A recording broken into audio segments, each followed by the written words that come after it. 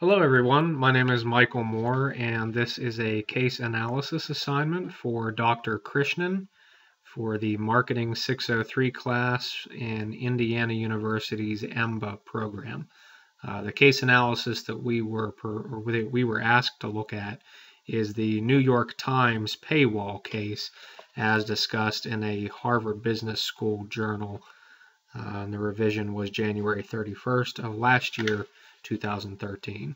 So I prepared about 9 or 10 slides here where we can go through and discuss specific questions that were asked of us in class. So let's take a look at the first question. And that first question was, is the paywall of the New York Times working?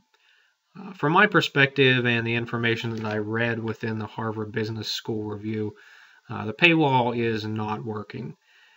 If you look at kind of the customer base, and we'll touch that on the last point, the customer base is very low, especially in references to previous attempts.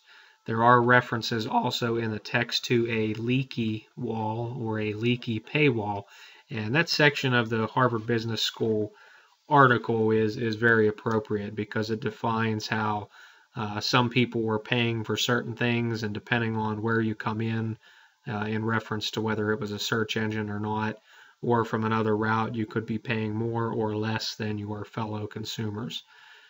There was a minimal subscriber increase, and this is actually the third point here. Minimal subscriber increase from previous attempts.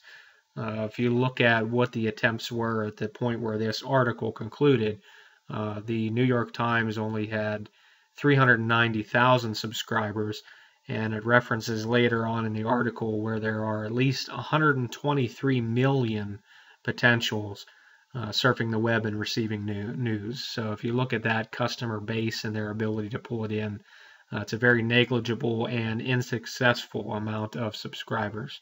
And again, in my opinion, that paywall is. Let's take a look at the next question, which regards the evaluation of the paywall to prior attempts.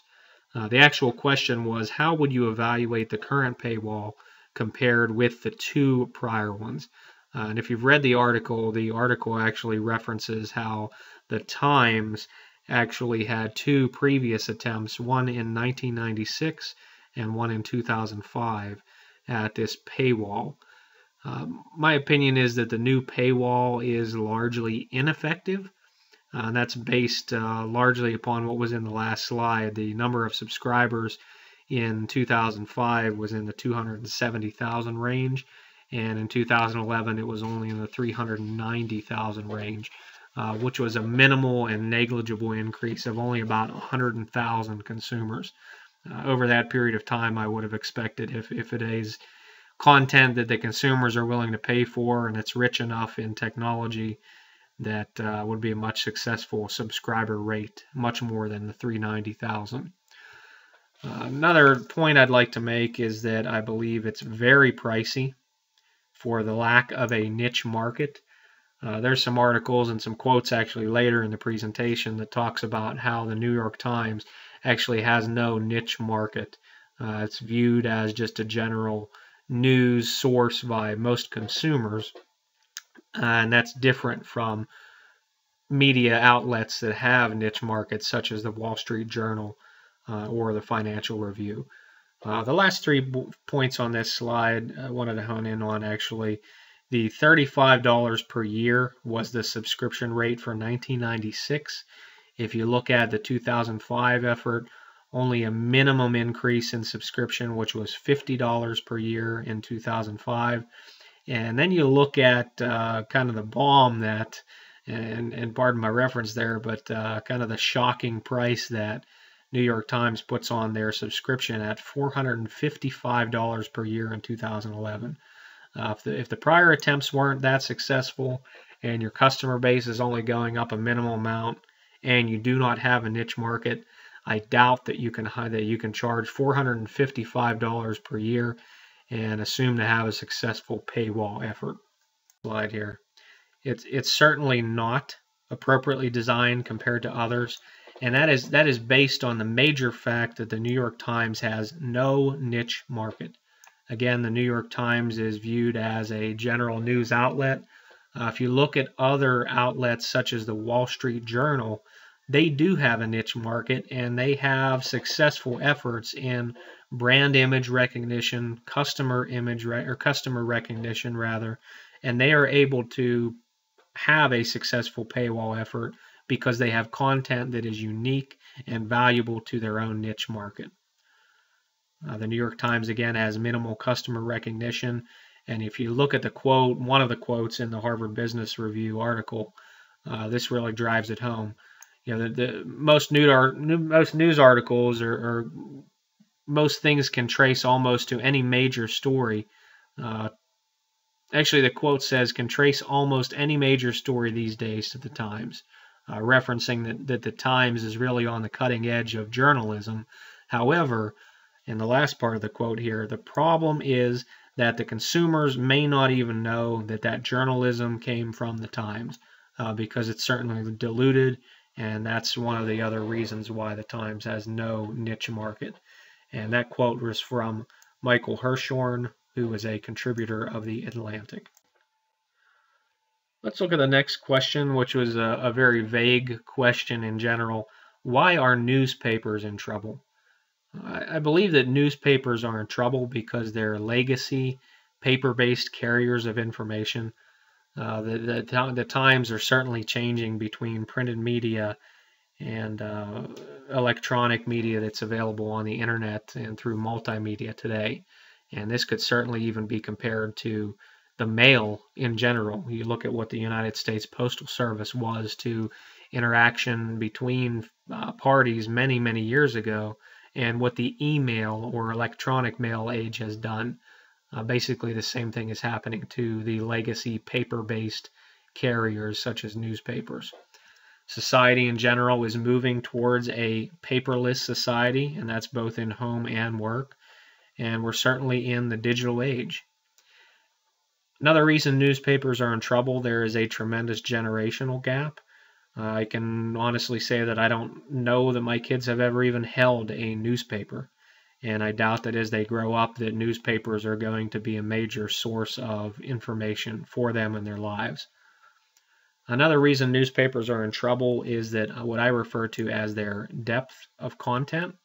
Their depth of content is very minimal compared to what can happen on the internet when you look at rich, digital, sometimes interactive, video-based technology that the internet and multimedia can offer. The next question was, what is the goal of creating the paywall? This is a very subjective question, and I struggled a little bit when answering this.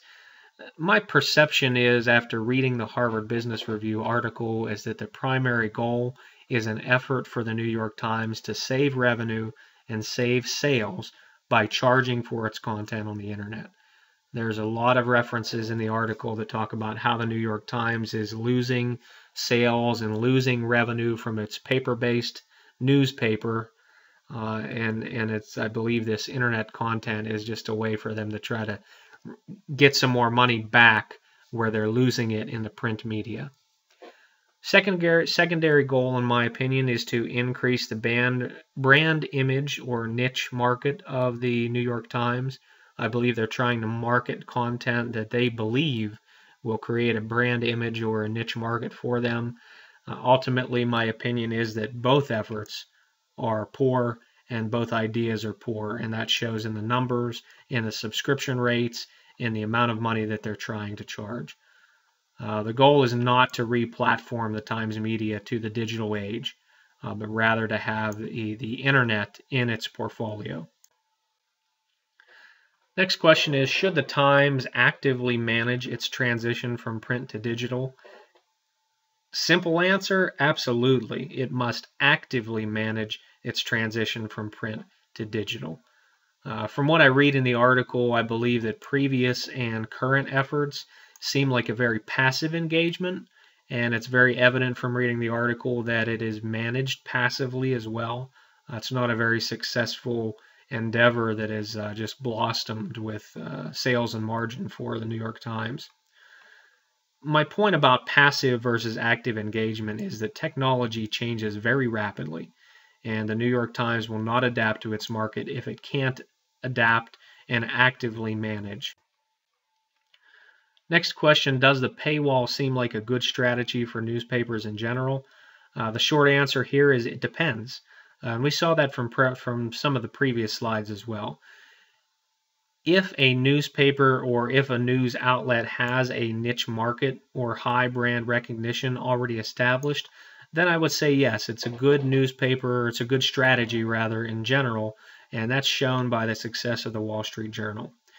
If it does not have these two things, it's probably not a good idea. And again, no niche market or no brand recognition means that that outlet's image is diluted and therefore not as valuable to consumers on the internet. Most consumers view that there are lots of other areas to receive content and news. And my question to really end it here is why can the Wall Street Journal be successful, but the Times cannot? That is because, again, the Wall Street Journal has that niche market and has that massive brand. Another way to look at this question is what type of information are we sharing, or what type of content, rather, are we paying for? Is the content the equivalent to the newspaper? Or because it's on a internet and multimedia-based platform, does the content have depth and technology? And by that I mean videos, interactivity, in the form of either Macromedia Flash or even JavaScript that would permit the user to have a much more in-depth experience to the content. And that really brings us to the last, and even though this wasn't a question, I thought it was a very interesting thought when reading this article and answering the questions. Fairness. What is fair? Fairness is a perception of the main society, and I believe that one aspect that the New York Times may be struggling here with, or consumers rather not paying for content, I don't believe they feel it's fair. One of our other classes this semester in managerial economics, we had a professor by the name of Dr. Willard Riddell, and Dr. Riddell referred to a study on fairness by Kahneman, Netsch, and Thaler. And excuse me if I've poorly pronounced their names there, but the point is that these gentlemen did a study on fairness. And what they determined is that fairness is based on a reference to an original transaction. In the case of the newspaper, the original transaction from the consumer is the newspaper and the price that they've paid for the newspaper, as well as any free content that they've received online from either the New York Times or other news outlets. In my opinion, society would absolutely not view the paywall that the New York Times is offering as fair, because it has a reference to its original newspaper and the available similar content that they previously received for free. When you have consumers feeling that it's not fair, my opinion is that you'll have consumers that are not willing to pay for content, and I believe that's shown very clearly in the very low numbers of consumers to the New York Times. With this said, that ends the presentation, and I thank you for your time. Take care.